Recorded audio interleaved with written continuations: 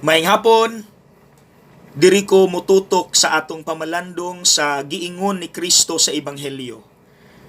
Ayaw kamo paghago alang sa kalanon nga madunot, kundili sa kalanon nga mulungtad ngadto sa kinabuhing walay katapusan.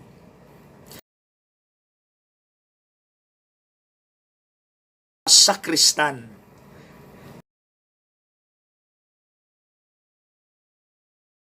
Believe ka sa ilang commitment to serve the Lord. Bata pa lang sila, ang ilang focus, ang pagpangalagad na sa Diyos. Mga igsuon, tuod, kumusta man ang inyong mga kabataan? Sama ba sila sa mga sakristan nga bisan bata pa naghimo na og mga butang panglangit? Or basin nahimo na silang materialistic? Ang mga bata ra ba karon nasuyop na sa technology, sa ilang gadgets, barkada, entertainment, media, nahimo na silang kalibutanon kaayo. Be aware. Maunang dako ni nga challenge alang natong mga dagko.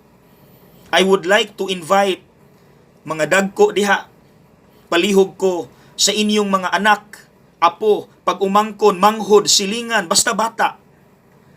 Ipaduol na sila sa Dios. Tudluin na sila sa mga butang nga panglangit. Ayaw sila tuguti nga masuyop sa kalibutanon nga mga standards. Bata pa lang dapat i-establish na nato. Himuon na nato silang religious and holy children. Pwede silang mo-appeal sa Flores de Mayo, youth ministry, sa Kristan, invite them. Basta maduol lang sila sa Dios. Mga igsuon ato ng trabaho. Ato silang tabangan nga mudako nga mga balaan nga mga bata. Okay?